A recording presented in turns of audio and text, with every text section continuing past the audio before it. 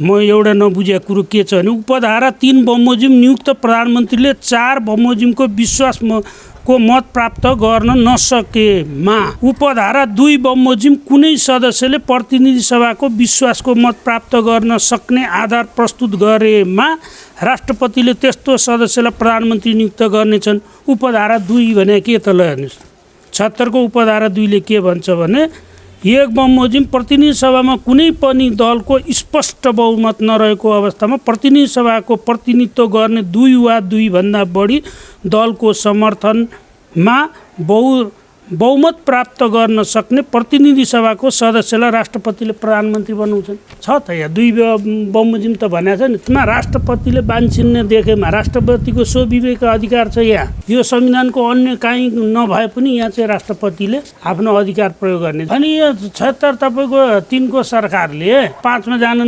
जानै मिल्दैन भने पनि त छैन नि त। पहिला चाहिँ तपाईँको राजा महाराजा चाहिँ कानुनभन्दा माथि भए, यी राजाको विरुद्धमा बोल्न पाइएन भनेर आन्दोलन गरे, के गरे, यहाँ ठुला आन्दोलन भए। राष्ट्रपतिको विरुद्धमा चाहिँ मुद्दा मामला गर्न पाइँदैन भनेर कानुन बनिसकेको छ। पीडित पक्ष आज चाहिँ रिट बोकेर जानु पर्थ्यो भने सम्मान्य केपी ओली चाहिँ जानु पर्थ्यो। मेरो 153 जना भएकोलाई मलाई आधिकारिकता किन दिएन भनेर प्रधानमन्त्री बनाएन भनेर विपक्षी दलहरू जाँदैछन् नि। आज तपाईँलाई किन रिट दर्ता भन्न, रिट दर्ता भएकै छैन सर्वोच्च। किन भन भने 149 जनाले सही गर्नु पर्यो नि त। हिजो त उनीहरूले त जनताको सामुन्ने हामी 149 जनाले राष्ट्रपति कार्यालय गएको थियो, राष्ट्रपतिले मलाई प्रधानमन्त्री बनाउन भनेको छ नि त। 149 जनाले त हस्ताक्षर गर्नु पर्यो नि त। अब किर्ते हो कि के हो, यो चाहिँ पीडित पक्ष जानुपर्ने हो। पीडित पक्ष भनेको शेरबहादुर देउपाले हैन मलाई प्रधानमन्त्री बनाएनन्, मेरो चाहिँ यो कारणले म प्रधानमन्त्री हुनुपर्ने हो भनेर जालन। अनि जुमबाट आन्दोलन गर्दा तोडफोड गर्न मिलेन नि सर। तोडफोड गरेर जनताको सम्पत्ति नष्ट गरेर त्यो पुलिसका भ्यान तोडेर चाहिँ हुन्छ के? तर गरे त अस्तिको पालि त ट्याक्सी पनि चलाए। सर्वोच्च अदालतले पुनः स्थापना गरेपछि हाउस चल्यो। त्यो हाउसले कुनै पनि निकास दिन सकेन, वैकल्पिक सरकार दिन सक्नु भएन।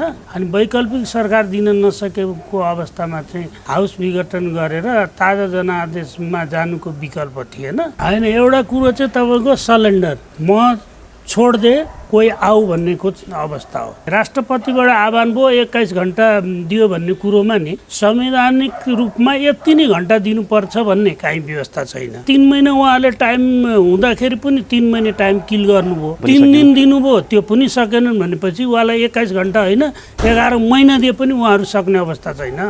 प्रतिगमन सच्यो भनेर माधव नेपाल र केपी ओली मिल्न गएका होइनन्। सम्मानित सर्वोच्च अदालतले नै यो देशको राजनीतिलाई चाहिँ सुरुङमा हाल्यो भने चाहिँ 3 महिनामा यो कुरो प्रमाणित भयो। दौडिँदा उहाँहरू पनि थाकेका छन्। अब जनताले पनि यो राजनीतिबाट थकित भए। यो धारा 1 मा बनेको प्रधानमन्त्रीले 5 सम्म त आफ्नै दाबी प्रस्तुत गर्ने भयो। अन्य धाराहरू त खासै भन्यो भने डिसफङ्सनल रहेछ नि त। होइन, यो कहिले काहीँ मात्रै काम लाग्छ क्या तपाईँको चाहिँ। मलाई लाग्छ पञ्चायत कालमा पनि 5 वर्ष कार्यकाल कुनै प्रधानमन्त्रीले खाए जस्तो लाग्दैन क्या। यो गाई जात्रा हेरिसके, यो दौडधुप पनि हेरिसके, जनताको पक्षमा केही छैन, जनताको समस्या बोल्न कसैलाई फुर्सद छैन, दौडधुप गर्नमा मात्रै छ। रिट दर्ता हुँदैछ, यहाँ हुँदैछ, यहाँ हेर्नुहोस् अब यहाँ यस्तो हुँदैछ उस्तो हुँदैछ भनेको थिएँ मैले, भनेको थिएँ। आज हुनेवाला छैन यो रिट दर्ता भनेको थिएँ, भएन। अब त्यसो भए संसद पुनर्स्थापना हुन्छ भनेर सोच्नु चाहिँ उही सम्झिने पानी छम्किने मात्रै होइन। मलाई त त्यही लाग्छ। अब तपाईँको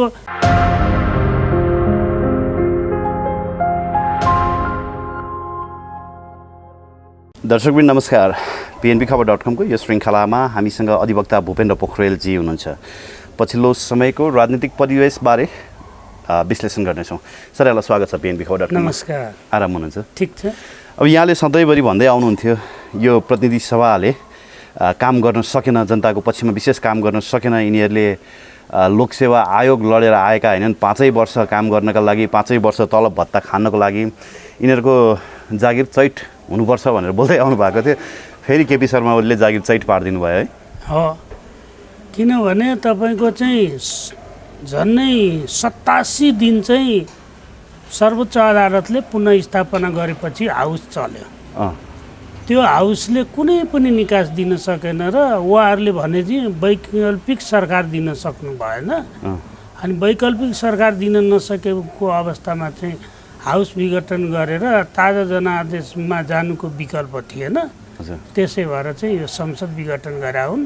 असंवैधानिक भयो भन्छ नि त। संसद विघटन प्रधानमन्त्रीले गर्नै पाउनुहुन्न। अल्पमतमा पर्नुभएका प्रतिनिधि सभाबाट उहाँले विश्वासको मत लिन नसक्नुभएका प्रधानमन्त्रीले चाहिँ संसद विघटन गर्न पाउने अधिकार हुँदैन भनेर विभिन्न अधिवक्ताहरूले बोलिरहेका छन् नि।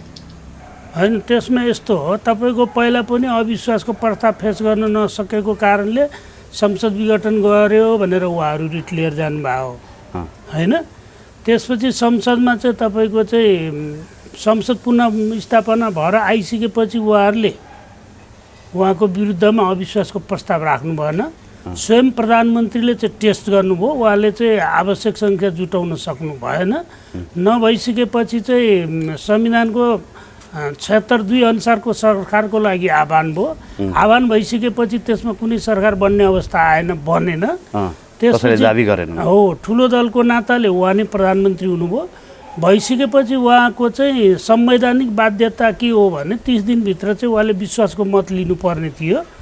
त्यो लिनलाई चाहिँ उहाँले चाहिँ त्यही अवस्थामा म पुग्छु भने किन चाहिँ विश्वासको मत लिएर चाहिँ अब टाइम किल गर्नु, बरु के अरे तपाईँको चाहिँ मार्ग प्रशस्त गरिदिन्छु, कुनै आउँछन् भने आउन् भनेर चाहिँ उहाँले चाहिँ ठुलो दलको हैसियतले जुन मन्त्रीमण्डल बनाउनु भएको थियो उहाँबाट चाहिँ उहाँले सरेन्डर गर्नुभयो। जस्तो 76 को 4 अनुसार जसरी उहाँले 76 को 3 अनुसार नियुक्त प्रधानमन्त्रीले विश्वासको मत लिनुपर्ने थियो 30 दिनभित्र, उहाँले विश्वासको मत लिन सक्ने वातावरण भएन भनेर राष्ट्रपति समक्ष त्यो पेश गर्नुभयो। राष्ट्रपतिले पनि नयाँ सरकार गठनको लागि आह्वान गर्नुभयो। तर जम्माजम्मी 21 घण्टाको मात्रै अवधि दिएर उहाँले जसरी नयाँ सरकार गठनको लागि आह्वान गर्नुभयो त्यो पनि एक किसिमले असंवैधानिक भयो भन्ने प्रश्न उठ्यो। अर्को कुरा चाहिँ फेरि प्रधानमन्त्री विश्वासको मत लिन नसकेको प्रधानमन्त्री आफै फेरि 153 को बहुमत लिएर नयाँ सरकार गठनको लागि दाबी गर्न पुग्नुभयो। यो मिल्छ र मतलब उहाँले राजीनामा नदिकन मिल्दैन भन्छन् नि? होइन, एउटा कुरो चाहिँ तपाईँको सरेन्डर, म छोड्दे कोही आऊ भन्नेको अवस्था हो होइन। सरेन्डर गरिसकेपछि उहाँ चाहिँ के अरे कार्यवाहको प्रधानमन्त्री जस्तो भइसक्नु भएको थियो होइन। विकल्प दिनलाई उहाँलाई चाहिँ ठाउँ छोडिदिनु भएको थियो। अनि त्यसपछि राष्ट्रपतिबाट आह्वान भयो 21 घण्टा दियो भन्ने कुरोमा नि संवैधानिक रूपमा यति नै घण्टा दिनुपर्छ भन्ने काहीँ व्यवस्था छैन। 1 घण्टा दिए पनि हुन्छ। हो, 3 महिना तपाईँलाई 3 महिना उहाँले टाइम हुँदाखेरि पनि 3 महिना टाइम किल गर्नुभयो। 3 दिनमा पनि 3 दिन दिनुभयो, त्यो पनि सकेनन् भनेपछि उहाँलाई 21 घण्टा होइन 11 महिना दिए पनि उहाँहरू सक्ने अवस्था छैन। अनि त्यसले गर्दाखेरि तपाईँको चाहिँ उहाँले त्यो गर्न नसक्या भन्ने कुरो भएन। र अर्को कुरा राजीनामा नदिकन चाहिँ प्रधानमन्त्रीले त्यसरी नयाँ सरकार गठनको लागि फेरि आफ्नै दाबी प्रस्तुत गर्नु त्यो असंवैधानिक भयो भन्छन् नि? होइन, तपाईँको के भने उहाँ चाहिँ ठुलो दलको नाताले प्रधानमन्त्री बन्नु भएको थियो। ठुलो दलको नाताले उहाँलाई विश्वासको मत प्राप्त हुने अवस्था देख्नु भएन र उहाँले सरेन्डर गर्नुभयो। फेरि हाम्रो संविधानको त्यो चाहिँ तपाईँको 76 पातले के भन्छ भने कोही पनि स्वतन्त्र व्यक्ति नि किन नहोस् दलगत हिसाबमा 2 वा 2 भन्दा बढी दल मिलेर आउँछ भने विश्वासको फेरि 30 दिनमा लिन पाउँछ भनेपछि 76-3 को सरकारलाई 76-5 मा जानै हुँदैन भनेर त व्यवस्था छैन नि। होइन, 2 वा 2 भन्दा बढी दल भन्ने अर्थ त 76-2 मा लाग्ने भयो नि त। त्यो 76-5 मा लाग्ने भयो नि। 76-5 मा त स्पष्ट रूपले कुनै एक संसद सदस्यले चाहिँ दाबी गर्न पाउने भनिएको छ। होइन, 76-5 ले के भन्छ भने तपाईँको 76-5 मा त्यो स्वतन्त्र व्यक्ति एउटा व्यक्तिले पनि बनाउन सक्छ। तर के भनेछ भने नि त्यसमा पनि अहिले कन्फ्युज र बजारमा आएको चाहिँ तपाईँको चाहिँ यो संविधानविदहरू भन्नेहरूले बोलिरहनु कुरो म एउटा नबुझेको कुरो के छ भने उपधारा 3 बमोजिम नियुक्त प्रधानमन्त्रीले 4 बमोजिमको विश्वासको मत प्राप्त गर्न नसकेको खण्डमा उपधारा 2 बमोजिम कुनै सदस्यले प्रतिनिधि सभाको विश्वासको मत प्राप्त गर्न सक्ने आधार प्रस्तुत गरेमा राष्ट्रपतिले त्यस्तो सदस्यलाई प्रधानमन्त्री नियुक्त गर्नेछन्। उपधारा 2 भने के त ल हेर्नुहोस्, 76 को उपधारा 2 ले के भन्छ भने 1 बमोजिम प्रतिनिधि सभामा कुनै पनि दलको स्पष्ट बहुमत नरहेको अवस्थामा प्रतिनिधि सभाको प्रतिनिधित्व गर्ने 2 वा 2 भन्दा बढी दलको समर्थनमा बहुमत प्राप्त गर्न सक्ने प्रतिनिधि सभाको सदस्यलाई राष्ट्रपतिले प्रधानमन्त्री बनाउँछन्। छ त यहाँ 2 बमोजिम त भनेको छ नि। तर यो के 76 को 2 बमोजिम चाहिँ त्यो 76 को 5 को अवधारणा पनि हो 76 को 2 बमोजिम छ। तपाईँको स्वतन्त्र व्यक्ति कुनै एउटा पद भएको मान्छेले एक्लै सभासद छ भने पनि उसले चाहिँ कुनै दलीय हिसाबले दलहरूको समर्थन गरेर आउँछ भने उसलाई पनि यसमा राष्ट्रपतिले बान्छिन्ने देखेमा राष्ट्रपतिको स्वविवेक अधिकार छ यहाँ। जसरी प्रधानमन्त्री केपी शर्मा ओलीले भन्नुभएको छ 76 को 5 मा चाहिँ राष्ट्रपतिले स्वविवेक प्रयोग गर्ने अधिकार छ भन्नुभएको छ। स्पष्ट बहुमत ल्याउन सक्ने अवस्था छैन भन्ने चाहिँ यो संविधानको अन्य काहीँ नभए पनि यहाँ चाहिँ राष्ट्रपतिले आफ्नो अधिकार प्रयोग गर्ने। जस्तो त्यहाँ पनि तपाईँको 300 लगभगको सभासदको हस्ताक्षरको सभासद छन् तपाईँको 271 जना 300 जना छन् भनेपछि त त्यहाँ त तपाईँको त ऊ आएन, बढी आयो। त्यो बढी सभासद को भयो भनेपछि उसले पनि मेरो भन्ने उसले पनि मेरो भन्ने भएपछि त अब त्यहाँ छानबिन आयोग गठन गरेर काम गर्ने त हो। एउटा प्रश्न चाहिँ के हो भने नि 76 को 4 अनुसार प्रधानमन्त्रीले विश्वासको मत पाउन नसके पश्चात फेरि 76 को 5 अनुसार उहाँ आफै जान मिल्छ, मतलब संविधानले त्यो परिकल्पना गरेको छ। अनि यो 76 तपाईँको 3 को सरकारले तपाईँको 5 मा जानै मिल्दैन भने पनि त छैन नि त। उहाँ ठुलो दलको नाताले प्रधानमन्त्री हुनुहुन्थ्यो, ठुलो दलको नाताले 30 दिनमा विश्वासको मत लिनु पर्ने थियो, उहाँले लिन सक्नु भएन अथवा उहाँले चाहिँ पाउँदिन भन्ने उहाँलाई लागेर उहाँले सरेन्डर गर्नुभयो हो। सरेन्डर गरिसकेपछि उहाँले अन्य पार्टीहरूलाई 2 वा 2 भन्दा बढी पार्टीहरूलाई उहाँले चाहिँ तपाईँहरू समर्थन मलाई गर्नुहुन्छ भने गर्नु, नभए चुनावमा जान सक्ने स्थिति छ मुलुकमा, के गर्ने भन्दाखेरि हामी दिन्छौँ नि त भनेपछि उहाँले चाहिँ आफ्नो पार्टी र जसपा लगायत लिएर गएर उहाँले चाहिँ दाबी पेश गर्नुभयो। नपाउने भन्ने कुरै छैन, किन नपाउने। कृत्य हस्ताक्षरको पनि प्रयोग भयो भन्ने कुरो आयो नि यहाँ दुवै पक्षबाट, प्रधानमन्त्री केपी शर्मा ओलीबाट पनि र शेरबहादुर देउवाबाट पनि दुवै पक्षले चाहिँ कृत्य हस्ताक्षर प्रयोग गरे भन्ने कुरा होइन। यस्तो छ, अब कृत्य हस्ताक्षर मेरो हस्ताक्षर होइन, मलाई चाहिँ कुन प्रयोजनको लागि लग्यो कि कसरी लग्यो यो मेरो हस्ताक्षर होइन भनेर हुजुरबाजुर कसैले काहीँ गरेको छैन। प्रधानमन्त्री केपी ओलीको तपाईँको चाहिँ 121 जना उनको पार्टीको सभासद हुन् आजका मितिसम्म, फुट्या छैन नि त। अनि उहाँले 32 जना जसपाको मिलाएर 153 कि कति पुर्याउनु भएको। अनि जसपाको जजललाई चाहिँ के अरे उहाँले चाहिँ हस्ताक्षर लानु भएको छ, उहाँहरूले हाम्रो यसमा चाहिँ सहमति छैन यो होइन भनेर त उहाँहरू जानु भएको छैन। संसदीय दलको नेता संसदीय दलको कार्यालयले पत्र पठाउँछ भने त त्यसलाई आधिकारिकता नमानेर के गर्ने त, अब कता कृत्य गरे के गर्ने भन्ने कुरो त आएन। अब त्यसो भए आजको दिनमा लगभग 32-33 वटा रिट परिसकेको छ भन्ने जानकारी आएको छ होइन? अझै धेरै पनि हुन सक्छन् होला यो गर्दाखेरि। प्रतिनिधि सभा विघटन सम्बन्धी रिट चाहिँ फेरि पनि परेको छ र फेरि पनि सर्वोच्च अदालतमा चाहिँ यो कुराहरू पुगेको छ। अब यो रिटहरू सबै खारेज हुन्छ, बदर हुन्छ। प्रधानमन्त्रीले चाहिँ सबै कुराहरू संवैधानिक तहमा आफू सुरक्षित रहेर गर्नुभएको छ त्यस्तो त मलाई लाग्दैन। हेर्नु होइन, पहिलो कुरो त के हो भने सम्मान्य राष्ट्रपतिको निर्णय हो यो होइन। स्वविवेकीय अधिकार प्रयोग गरेर गएर निर्णय भइसकेपछि राष्ट्रपति विरुद्ध मुद्दा लाग्छ भन्ने हाम्रो कानुनमा छैन। ए कानुनमै छैन? छैन। पहिला चाहिँ तपाईँको राजा महाराजा चाहिँ कानुनभन्दा माथि भए, यी राजाको विरुद्धमा बोल्न पाइएन भनेर जनआन्दोलन गरे, के गरे, यहाँ ठुला आन्दोलन भए होइन। जे पनि बोल्न पाइन्छ भन्ने चाहिँ जनताको संविधान जनताको कानुन ल्यायौँ भनेका थिए। यस्तै राष्ट्रपति सम्मान्य राष्ट्रपतिका विरुद्धमा मुद्दाहरू सर्वोच्च अदालतमा पर्न थालेपछि त्यो बिचमा चाहिँ राष्ट्रपतिको विरुद्धमा चाहिँ तपाईँको चाहिँ मुद्दा मामला गर्न पाइँदैन भनेर कानुन बनिसकेको छ। सम्मान्य राष्ट्रपति विरुद्ध होइन, राष्ट्रपति कार्यालय विरुद्ध रिट जालान्।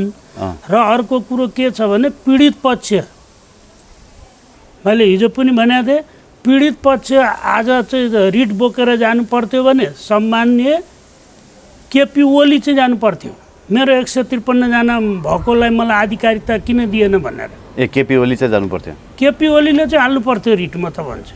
तर केपी ओलीसँग त 153 छैन नि, उहाँले पनि त होइन 149 जना त उहाँहरूको पनि रहन्छ नि त। आफै संसदीय दलको नेता बनाउने उसलाई राजेन्द्र महतोलाई अनिखेरि संसदीय दलको नेताको हैसियतले 32 जनाको हस्ताक्षर बोकेर जाने, जबकि उपेन्द्र यादवहरूले त्यो कुरालाई मानेकै छैनन्। त्यो विवाद त निर्वाचन आयोगमा पत्र बुझाएकै छ नि त उनीहरूले। होइन अब न बुझाए, हिजो त त्यो थिएन। मैले भन्नु खोजे तपाईँले के भने 149 जना उहाँहरूले पनि हस्ताक्षर थियो, हामीलाई चाहिँ प्रधानमन्त्री बनाएन भनेर विपक्षी दलहरू जाँदैछन् नि। आज तपाईँलाई किन रिट दर्ता भन्न? रिट दर्ता भएकै छैन सर्वोच्च छैन। किन भन भने 149जनाले सही गर्नु पर्यो नि त। हिजो त उनीहरूले त जनताको सामुन्ने हामी 149जनाले राष्ट्रपति कार्यालय गएको थियो, राष्ट्रपतिले मलाई प्रधानमन्त्री बनाउन भनेको छ नि त। 149जनाले त हस्ताक्षर गर्नु पर्यो नि त। अब किर्ते हो कि के हो, मान्छे आफ्नो स्वइच्छाले सही गरे हो कि होइन, के अरे अब त्यो कुरो प्रमाणित भयो नि त। ऊ अब के ती नेपाली नागरिकै होइनन् र नागरिकता लिएर के अरे यहाँ चाहिँ कार्यालयमा आऊ भनेर बोलाएको छ नि त। सभासद भइसकेपछि अटोमेटिक भएन, नागरिकतै लिएर जानुपर्छ। ल हेर्नुहोस् त गाई जात्रा। तपाईँ हामी 5जना जम्मा हुन पाइँदैन, उनीहरू चाहिँ 149जनाको चाहिँ यहाँ परेड खेल्न मिल्छ? कोरोनामा खेले त अस्तिको पालि पनि होइन, आजै खेल्दैछन् त। उहाँ तपाईँको अहिलेसम्म मलाई लाग्छ अहिलेसम्म त्यहाँ सही हुँदै होला। 149जना त पुर्याउनु पर्यो। पुगेन भने 149जना पुर्याउन सकेन भने त उहाँहरूको दाबी आफै झुटो भयो। र अर्को के भने डेमोक्रेसीको नर्म्स तपाईँको मान्छेलाई मेरो मान्छे हुन् भनेर मैले कसरी प्रमाणित गर्ने? पार्टी फुटेको छैन, एउटै पार्टी छ, उनीहरूले सही गरे हो भनेर त्यसलाई कसरी मान्यता दिने? पार्टीको विपरीत जान पाइन्छ? पार्टीले फेरि कारवाही पनि त गरेको छैन नि। प्रधानमन्त्री केपी शर्मा ओलीले माधव पक्षलाई कारवाही त गर्नुभएको छैन। होइन, उहाँले त अहिलेसम्म त तपाईँको चाहिँ आशीर्वादै दिएर ठिकै छ बस, केही नगर, बरु तिमीहरू चाहिँ आत्मआलोचना गर, आफ्नो पार्टी जोगाऊ है भन्नुभएको छ। अब लिन्छ नि एक्सन, भोलि पर्सिमा त कारवाही होला नि, गर्ला नि।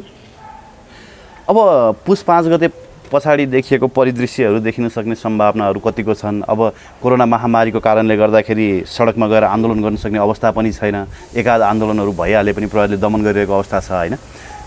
अबको आशा भनेको सर्वोच्च अदालतै हो। यहाँलाई के लाग्छ, अब सर्वोच्च अदालतबाट फेरि पनि संसद पुनर्स्थापना हुन सक्ने अवस्था छ? हामी त घुमी फेरि पुस 5 मै पुग्यौँ होइन। होइन, यस्तो मलाई चाहिँ लागेको के छ भने यो चाहिँ अब पहिलाको जस्तो 12-13वटा रिट पनि नजालान्। यो चाहिँ पीडित पक्ष जानुपर्ने हो। पीडित पक्ष भनेको शेरबहादुर देउपाले होइन, मलाई प्रधानमन्त्री बनाएनन्, मेरो चाहिँ यो कारणले म प्रधानमन्त्री हुनुपर्ने हो भनेर जालान्। अरूको हकमा यो हक दै नपुग्ला होइन।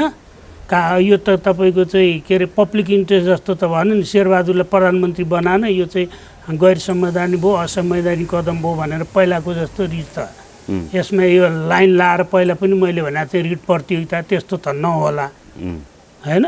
र अब अर्को कुरो आयो तपाईँको चाहिँ अब यो इस्यु संवैधानिक इजलासले हेर्छ हेर्दैन पनि प्रश्न चिन्ह छ। र अर्को कुरो के भने यस्तो कोरोना महामारीमा सामान्य सर्वोच्च अदालतमा अहिले तपाईँको चाहिँ थुनुवा अनि कैदी बन्दी प्रत्यक्षीकरणको र सामान्य रिटहरू हेरेको छ। अब यो चाहिँ तपाईँको चाहिँ राष्ट्रिय इस्यु छ। अब यसमा चाहिँ 5जना न्यायाधीश बसेर हेर्नुपर्ने अवस्था आउनसक्छ। कोरोना महामारीले गर्दा यो मुद्दा अहिले चाहिँ सुनवाई हुन्छ कि हुँदैन सोकज गरेर भोलि होइन यो संवैधानिक इजलासमै पठाउनु पर्ने रहेछ। संवैधानिक इजलासले हेर्ने भन्ला कि र टाइम लाग्छ जस्तो लाग्छ मलाई। पहिला जस्तो छिटो चाहिँ यो मुद्दा हुँदैन। जहाँसम्म उहाँहरूले 149जना पुर्याउनु सक्नु भएन भने मलाई लाग्छ रिटै जानुहुन्न होला। फेरि पनि यो मुद्दा संवैधानिक बेन्चमै पुग्छ, जान सक्छ। तर अब हेर्ने नहेर्ने अब सम्मानित अदालतको कुरो किनभने संवैधानिक इजलासबाट 5जना श्रीमानबाट यो कुरामा व्याख्या भइसकेको छ।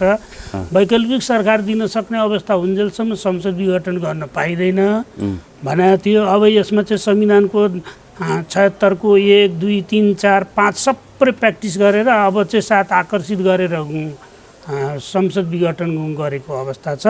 र चाहिँ जुन छन् सरकार पक्ष विपक्ष दुवैले चाहिँ स्पष्ट रूपमा चाहिँ तपाईँको सरकार बनाउन सक्ने अवस्था नदेखिएकोले गर्दाखेरि यो रिट जारी होला जस्तो मलाई चाहिँ लाग्दैन। र अर्को कुरो अब तपाईँले भन्नुभयो अब आन्दोलन होला के होला भनेको म त के अरे विपक्षी सबै नेताहरूलाई के भन्छु भने जनताको हित चाहनुहुन्छ उहाँहरूले र जनतालाई दुःख नदिने जनताको स्वास्थ्यमा खेलबाड नगर्ने भने बरु जुमबाटै आन्दोलन चाहिँ गर्नुहोस् क्या। कहाँ गर्नुहोस् त जुमबाट आन्दोलन गर्न मिलेन नि सर। जुमबाट आन्दोलन के अरे अनलाइनबाट चाहिँ के गर्नु छ गर्नुहोस्, होइन तोडफोड गर्न मिलेन, सडकमा नल्याउनुहोस्। अनि जुमबाट आन्दोलन गर्दा तोडफोड गर्न मिलेन नि सर। तोडफोड गरेर जनताको सम्पत्ति नष्ट गरेर त्यो पुलिसका भ्यान तोडेर चाहिँ हुन्छ के? तर गरे त अस्तिको पालि त ट्याक्सी पनि चलाए होइन, 1-2 गाडी तर्साएर त्यो जनताको सार्वजनिक सम्पत्ति नोक्सानी गरेर आखिर भोलि जसैको सरकार भयो भने त राज्यले क्षतिपूर्ति त दिनुपर्छ। अब यहाँलाई चाहिँ के लाग्छ मतलब व्यक्तिगत रूपमा अब संसद पुनर्स्थापना हुँदैन? मलाई त लाग्दैन। पहिलाको जस्तो पनि छैन। जनतामा अब चाहिँ तपाईँको यो 87 दिनमा जुन चलखेल भयो नि, यो महामारीमा प्रतिपक्षले जनतालाई देखाउनु पर्ने भूमिका, जनतालाई जुन कमेन्ट गरेर गाउँ गाउँबाट ल्याएका थिए। हिजो त यिनीहरू त प्रतिगमन सच्यो भनेर माधव नेपाल र केपी ओली मिल्न गएका होइनन्। अनि अस्ति चाहिँ प्रतिगमन सच्यो भनेर वारी जन्ती गएजी गरेर वा तपाईँको 5 स्टार गरेर डिनर गर्दा चाहिँ हुने। अब फेरि विघटन गर्दा चाहिँ नहुने। वैकल्पिक व्यवस्था नभइसकेपछि मैले पहिलेदेखि नै भन्ने थिएँ, वैकल्पिक सरकार दिन सक्दैन। यो चाहिँ के अरे सम्मानित सर्वोच्च अदालतले नै यो देशको राजनीतिलाई चाहिँ सुरुङमा हाल्यो भनेको थिएँ। 3 महिनामा यो कुरो प्रमाणित भयो र अब सम्मान्य अदालतले मलाई जहाँसम्म लाग्छ अहिलेको अवस्थामा अब त यो त जगजायर भयो नि त, सबैले देखे नि त, छर्लङ्ग भयो नि त। तपाईँको यो चाहिँ 87 दिनमा के गरे नेताले, कसरी दौडे, तपाईँको चाहिँ कहिले उत्तर, कहिले दक्षिण, कहिले कोटेश्वर दरबार, कहिले के अरे यता तपाईँको चाहिँ बुढा नीलकण्ठ दरबार, दौडिँदा दौडिँदा उहाँहरू पनि थाकेका छन्। अब जनताले पनि यो राजनीतिबाट थकित भए। अब दुर्भाग्य के भन्नु, यो कोरोना महामारीमा नहुनु पर्ने कुरो हो। चुनावमा मुलुक जान नपर्ने थियो। अस्ति पनि मैले भनेको थिएँ 274 जनाले बरु केपी ओलीलाई भोट दिएर गलाओ। केपी ओलीले चुनावमा जान सक्दैनन्। 5 वर्ष सरकार चल्छ भनेको थिएँ, त्यो पनि गर्नु भएन उहाँहरूले। त्यसले गर्दाखेरि मुलुकको दुर्भाग्य गयो चुनावमा। अब चुनावमै जाने हो। त्यसो भए प्रधानमन्त्री केपी शर्मा ओली अहिले काम चलाउ प्रधानमन्त्रीमा परिणत हुनुभयो? राजीनामा दिए होइन भनेपछि उहाँ अहिले पनि फुल कार्यकारी प्रधानमन्त्री नै हुनुहुन्छ? प्रधानमन्त्रीको हैसियतले त चुनाव गर्ने त उहाँकै जिम्मेवारी आइहाल्यो। ओके, अब 76 को जति धाराहरू छन् नि, ती धाराहरू त कुनै काम नलाग्ने देखिए नि त। 76 को 1 अनुसार बनेको प्रधानमन्त्री पनि, फेरि 76 को 2 अनुसार पनि त्यही प्रधानमन्त्री, 76 को 3 अनुसार पनि त्यही प्रधानमन्त्री, अनि 4 मा पनि त्यही प्रधानमन्त्रीको दाबी, 4 भन्दा 5 मा पनि त्यही प्रधानमन्त्रीको दाबी हुनेछ त। यो धारा 1 मा बनेको प्रधानमन्त्रीले 5 सम्म त आफ्नै दाबी प्रस्तुत गर्ने भयो। अन्य धाराहरू त खासै भन्यो भने डिसफङ्सनल रहेछ नि त। होइन, यो कहिलेकाहीँ मात्रै काम लाग्छ क्या। तपाईँको चाहिँ मलाई लाग्छ पञ्चायत कालमा पनि 5 वर्ष कार्यकाल कुनै प्रधानमन्त्रीले खाए जस्तो लाग्दैन क्या। यो यसको अवधि नै 3 वर्ष नै हो क्या। 3 वर्षपछि चलखेल गर्ने बन्या संविधान हो। 2 वर्षसम्म तपाईँको अविश्वासको प्रस्ताव राख्न नपाउने। 13 वर्ष सुरु भएदेखि चाहिँ अविश्वासको प्रस्ताव राख्न मिल्ने भनेको यो चलखेल गर्ने राखेको हो त। तपाईँको बनाउँदै त्यस्तै बन्या छ। र अहिलेको मैले बुझेको चाहिँ प्रतिपक्ष भन्नुहोस्, सरकार पक्ष भन्नुहोस्, कसैले पनि यो आफूले लेखेको कानुन र आफूले पढेको संविधानै होइन। त्यसले गर्दा यो संविधान कसरी बनायो, यो के हो भन्ने कुरो हाम्रो त यो तपाईँको प्र्याक्टिसमै गइरहेछ। ओके, अब प्रचण्डहरूलाई तल लगाए होइन, विकास निर्माणका कामहरू पनि टन्नै गरे। प्रधानमन्त्रीले चाहिँ राजनीतिमा बनाउन एउटा उथलपुथल मचायो भनेर तपाईँले निकै बोक्नु भएको थियो प्रधानमन्त्रीलाई काँधमै। अब प्रधानमन्त्रीले चाहिँ नागरिकता अध्यादेश लिएर आएर देश डुबाउने बाटोतर्फ पो लानुभयो भनिन्छ त। आज त राष्ट्रपतिको कार्यालयबाट नागरिकता अध्यादेश पारित गरिएको छ। त्यसले चाहिँ लगभग अर्को 50 लाख भारतीयलाई चाहिँ नागरिकता बाँड्ने यो प्रपञ्च रचियो भनेर पनि सामाजिक सञ्जालमा आलोचना गरिएको छ।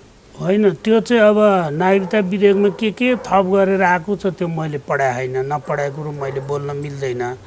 यो चाहिँ तपाईँको चाहिँ भोलि संसद बसिसकेपछि पहिला तपाईँको पहिलो हाउसमा टेबल हुन्छ, उपयुक्त रहेनछ भने खारिज भइहाल्छ। जरुरत थिएन नि त। अब अहिले कोरोना महामारीको बिचमा कति भारतीयले नागरिकता पाउने भयो त?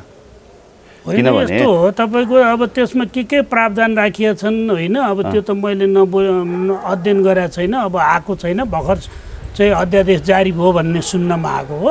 हजुर, त्यसलाई अध्ययन नगरिकन अब त्यो नपढाएको कुरोमा व्याख्यातिर नजाउँ। त जे होस्, मन्त्र ठाकुरहरूलाई खुसी पार्नको लागि नै ल्याइयो है यो अध्यादेश।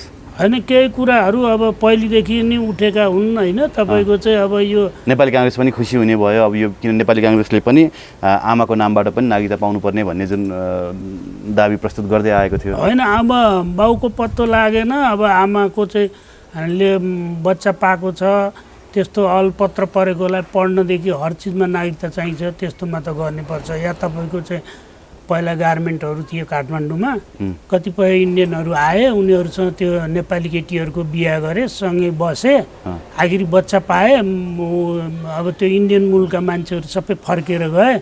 जसको कारणले यहाँ कतिपयको नागरिकता नबनेको अवस्था छ। त्यस्तो अवस्थामा चाहिँ अब बाउले छोडेर गयो, बच्चा छ भने आमाको नामबाट पनि नागरिकता दिनु त त्यो त नराम्रो कुरो होइन होइन। अब तपाईँको हामी इन्डियामा गयौँ भने एउटा रासनको कार्डको भरमा तपाईँको इन्डियाको हर सुविधा पाउँछौँ, घर जग्गा किन्न दुनियाँ पाउँछौँ भने अहिले नेपालमा खुलायाम आएर इन्डियनले घर जग्गा लिने, हाउसिङ लिने यस्तो गर्न त दिएको छैन नि त। त्यति सजिलो छैन। अब त्यसको के प्रावधान के क्याटेगोरी राखिएको छ अब त्यो त हेर्नै पर्छ। त्यसपछि त्यो राष्ट्रहितमै आएको जस्तो होला, अब के होला त्यो त होइन। पहिला पनि त्यसै राष्ट्रिय हितकै लागि भनेर आउँदा चाहिँ निकै आलोचना गरियो, त्यसमाथि नै रिटहरू हालेर त्यसलाई रोकियो पनि। पहिला पनि त यसै गरी त आएको थियो। हाम्रो वरिष्ठ अधिवक्ताज्यूले रिट हालेर रोक्यो बालकृष्ण नेपानेजीले। हो ओके सर, अब माधव नेपालले नि दौडेर हतारमा शेरबहादुर देउवालाई प्रधानमन्त्री बनाउनको लागि हस्ताक्षर गरिहाले होइन।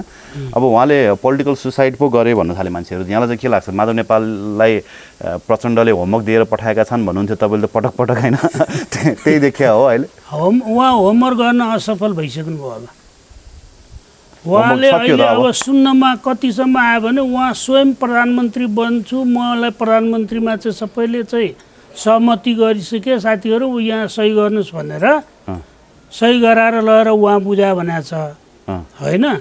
आफ्नै के अरे संसद दलको नेता आफ्नो पार्टीको प्रधानमन्त्री हुँदाहुँदै उहाँको विरुद्ध गएर तपाईँको चाहिँ सम्मानीय तपाईँको विपक्षी दलका नेता शेरबहादुरज्यूलाई चाहिँ आफ्नो हस्ताक्षर बुझाउनु भनेर त सुसाइड गोल गरे त हो नि। अब खेलमा सुसाइड गेम गरिसकेपछि गोल हानेपछि त्यसलाई के गर्नुपर्छ, अब त्यो त रेफ्रीको काम हो। रेफ्री नै छैन यहाँ अनि अब रेफ्री त अब के केपी ओली छ नि त। केपी शर्मा ओली रेफ्री हुन् अब रेफ्रीले गर्छ नि त। अब के होला त माधव नेपालको राजनीतिक भविष्य? अब नयाँ पार्टी खोल्छु भनेर जानुभएको छ। मैले सुरुमा नि के भनेको थिएँ भने उहाँहरू राजीनामा दिँदैनन्, सजिलै दिँदैनन् होइन। यति सजिलो पाएको जागिर फोकटमा। अहिले देशको कोरोना महामारी छ तपाईँको, यो चाहिँ संसद र प्रतिनिधिले कम्तीमा महिनामा 1 अरब रुपियाँ तलब खान्छन्। त्यो पैसा चाहिँ कोरोना कोषमा हालौँ, 1 महिना तलब नखाउँ भनेर कुनै प्रतिनिधिले भन्ने सुन्नु भएको छ? यही तपाईँको चाहिँ संसदहरूले पनि हामी 1 महिनाको पैसा चाहिँ कोरोना कोषमा हाल्छौँ भने कसैले कहाँ भन्छन् होइन। त्यसले गर्दाखेरि उहाँहरूलाई मैले केही यसो सामाजिक सञ्जालमा भाइरल भइन्छ कि भन्नेले चाहिँ भने उहाँहरूलाई मैले के भने उहाँले चाहिँ अब तपाईँको चाहिँ मलाई लाग्छ लास्टमा उहाँ चाहिँ शरण पर्नलाई प्रचण्डकै घरतिर जानुहुन्छ जस्तो लाग्छ।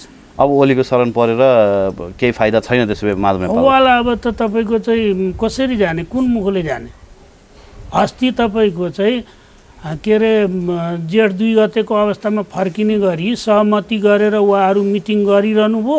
उहाँ के अरे तपाईँको चाहिँ हेटौडामा चुनाव भयो, बादललाई हराउन त्यत्रो भूमिका खेल्नुभयो उहाँले होइन। अब त्यति गरेर तपाईँको चाहिँ दुनियाँ ठाउँमा फ्लोर क्रस गरेर आफ्नै प्रधानमन्त्री ढाल्नलाई चाहिँ अप्सन जनाएर उहाँले त्यत्रो कदम चालेपछि पनि अब उहाँमाथि एक्सन लिनुहुन्न भने त म त भन्छु उहाँकै रेफ्रीको कमजोरी हुन्छ। अब माधव नेपाल र केपी ओली बिचको जुन रस्साकसी छ त्यस्तै यता जसपामा पनि देखिएको छ होइन। जसपामा पनि उपेन्द्र यादव र महन्त ठाकुर पक्ष बीच लगभग त्यस्तै छ। महन्त ठाकुर पक्षलाई कारबाही गऱ्यौँ भनेर उपेन्द्र यादवहरू कारबाही गर्ने भनिरहेका छन्। अब उपेन्द्र यादवलाई चाहिँ स्पष्टीकरण सोध्ने भनेर महन्त ठाकुरहरूलाई भनिरहेका छन्। यो निर्वाचन आयोग भन्ने चाहिँ के टुलु हेरेर बस्ने मात्रै रहेछ कि अब त्यहाँ गएको होइन? तपाईँको निर्वाचन आयोगले त तपाईँलाई के पीडा पर्यो, तपाईँ जानु पर्यो नि भने म अधिकारिता भन्ने कुरोमा जानु पर्यो। अब मुलुकै तपाईँको चुनावमा गइसक्यो भने सभासदै नरहिसकेपछि अब को के भन्नेसँग त त्यहाँ मतलबै भन नि भने। अब त मैले भने नि अब तिमीहरू पुनः स्थापित संसदबाट पनि असफल भयो, अब पुनः चाहिँ सडकमा जाने पनि होइन, पुनः अदालत पनि नजाओ। अब तिमीहरू जनताको अदालत जाओ, जनताले जे निर्णय गर्छन् त्यही अनुसार चल भनिदिइसक्यो त। अब प्रधानमन्त्री केपी शर्मा ओलीले पुस 5 गतेको आफ्नो कदमको औचित्य पुष्टि गर्नको लागि फेरि पनि संसद विघटन गर्नुभएको छ होइन। अब विभिन्न कोणबाट संवैधानिक असंवैधानिक त्यो आफ्नो ठाउँमा होला, तर देश र जनताको पक्षमा चाहिँ त्यो ठिक छ? मैले अहिले पनि भने नि अहिलेको विषम परिस्थितिमा मुलुक चुनावमा जान हुँदैन थियो, यो एउटा दुर्भाग्य हो। तर विकल्प नभइसकेपछि लोकतन्त्रको तपाईँको डेमोक्रेसीको सुन्दर पक्ष भनेको ताजा जनादेशै हो। जानै पर्यो ढिलो चाँडो। तपाईँको अब चुनाव हुन सक्दैन, कोरोना महामारी यस्तो छ भन्छन्। ए बाबा आजको भोलि त चुनाव भनेको छैन त, मङ्सिरको कुरो छ, कार्तिकको कुरो छ, त्यो बेलासम्म कोरोना रहला भन्ने त कहिले आउँछ भन्ने पनि कुनै ज्योतिषीले भविष्यवाणी गरेर मिलेको छैन। कहिले जान्छ भन्ने कुरो पनि त छैन नि त। मङ्सिरसम्म यो अवस्था रहला भन्ने त छैन। इन्डियामा त चुनाव भयो होइन? हो, तर के भने सरकारले चुनावलाई भन्दा प्राथमिकता चाहिँ यो कोरोनाको लागि, रोकथामको लागि कहाँबाट कसरी हुन्छ देशको सम्पत्तिहरू लगाएर जसरी हुन्छ यो सुई ल्याएर चाहिँ नेपाली जनतालाई बचाउनु पर्यो। भ्याक्सिनको कुरा गर्नुभयो। अब 10 लाख इन्डियाले दियो, 8 लाख चाइनाले दियो, अब 20 लाख बेलायतले दिन्छ होला। यस्तै गरी मागेर चलाउने भयो भ्याक्सिन चाहिँ। अनि निर्वाचन गर्नलाई चाहिँ हाम्रो इन्डियामा पैसा पनि जम्मा भएको हो नि त। कहाँ आउँछ त? त्यो त कमिसनको देशमा महामारी भयो, अब दिन सकेको छैन नि त अहिले। कमिसनको कुरो भएर रोकियो भनेर त हृदय त्रिपाठीले भनेका छन् नि। कमिसनको कुरो होइन, इन्डियाको अदालतले आफ्नो देशमा अपुग भएको अवस्थामा विदेशमा चाहिँ के अरे भ्याक्सिन नपठाऊ भनेर आदेश गरेको छ कि अदालतले। त्यो त अलि पछि भयो नि त, सुरुमा त हो। त्यही हो। अब तपाईँको मैले भने नि, अब तपाईँको यो अनलाइन मिडिया यो उसले भनेको कुरामा लाभ भने त नेपालीहरू कोरोनाले होइन यो न्युजले पागल हुन्छ। अब राज्य कोषको पैसा चाहिँ चुनावमा खर्च गर्ने, अनि भ्याक्सिन चाहिँ यसले दिन्छ कि उसले दिन्छ कि भनेर अर्काको मुख ताकेर बस्ने है। हामी सधैँभरि त्यो छ नि, माग्ने जस्तो कि हात फैलाउन मात्रै जान्ने रहेछ। होइन, तपाईँको यस्तो हो, विदेशीले सहयोग गर्छु भ्याक्सिन भन्दाखेरि के लिने कि नलिने त तपाईँको घरमा उत्पादन छैन, तपाईँको देश सामर्थ्य छैन। अरू देशले चाहिँ अब त्यो ठुलो हेर्न सकिएन भने अब तपाईँको बेलायतको संसदले, अमेरिकाको संसदले नेपालको कोरोनाको लागि सहयोग गरौँ भन्दाखेरि नलिने त? होइन, लिने। तर अघि तपाईँले भने जस्तै देश र जनताको माया हुन्थ्यो, अथवा भनौँ न यो जनता यसरी लडिरहेका छन्, मरिरहेका छन् होइन। अब हिजो भर्खरै पनि हाम्रै नजिकका इष्टमित्र साथीभाइहरू धेरैजनाकोले ज्यान गुमाइसकेको अवस्था छ। जनताको माया हुन्थ्यो भने त तपाईँको तुरुन्तै यहाँले भने जस्तै त्यो महिनाको 1 अर्ब तलब भत्ता रोकेर पनि ल्याउन सकिन्थ्यो होला नि। ल्याउन सक्ने त्यही त भने त, पैसा दिएर पनि पाइएन क्या, यस्तो अवस्था आयो। कसलाई पैसा दिनु भन्नुहोस् त? उत्पादन गर्ने इन्डिया हो। इन्डिया जस्तो देशले दिनमा चाहिँ तपाईँको 75 लाख चान्सुन चाहिँ उत्पादन गर्छ र तैपनि उसले आफ्नो देशलाई पुर्याउन सकेको छैन। हाम्रो त उत्पादन छैन, हामी त अझ भाग्यमान रहेछौँ भन्नुहोस् न। 1 लट 2 लट भने पनि पाइयो। अन्य देशहरूले त कोरोनाको खोप पनि देखाएको छैन अहिले। 10 लाखले कतिलाई पुग्यो होला र? होइन, यहाँ त तपाईँको चाहिँ 25 लाख जतिले त नेपाली लगाइसक्यो कोरोना सुई। 25 लाखले लगाइसक्यो लगभग। अब त्यसो भए संसद पुनर्स्थापना हुन्छ भनेर सोच्नु चाहिँ उही सम्झिने पानी छम्किने मात्रै हो। मलाई त त्यही लाग्छ। अब तपाईँको अब दौडधुप नगरे नि हुन्छ त्यसो भए। हो, एक त तपाईँको पब्लिकमा पनि इन्ट्रेस्ट छैन। अब यो 87 दिनको यो गाई यात्रा हेरिसके, यो दौडधुप पनि हेरिसके। जनताको पक्षमा केही छैन, जनताको समस्या बोल्न कसैलाई फुर्सद छैन, दौडधुप गर्नमा मात्रै छ। तपाईँको यही हो, यो चाहिँ हप्ता 10 दिन चाहिँ मिडियाले चाहिँ राम्रो न्युज हुन्छ। आज पनि सर्वोच्चमा चाहिँ तपाईँको 100 क्यामेरा पुगेको थियो। अब आउँदैछ, अब ऋण दर्ता हुँदैछ, यहाँ आउँदैछ, यहाँ हेर्नुहोस्, अब यहाँ यस्तो हुँदैछ उस्तो हुँदैछ भनेको थिएँ मैले, भनेको थिएँ। आज हुनेवाला छैन यो ऋण दर्ता भनेको थिएँ, भएन। लास्टमा हुने केही पनि होइन नि त। हस् सर, धन्यवाद दिन चाहन्छु यहाँलाई समयसम्म। मेरो पनि 2टा कुरा राख्न दिनुभयो, धन्यवाद। अब तपाईँको चाहिँ जनताले नचाहँदै पनि बाध्यतात्मक रूपमा संवैधानिक र तपाईँको चाहिँ यो चाहिँ ताजा जनादेशमा देश गएको छ। अब हामीले चाहिँ अब सहयोग गर्नु पर्ला, त्यही भन्नु पर्यो। हस्।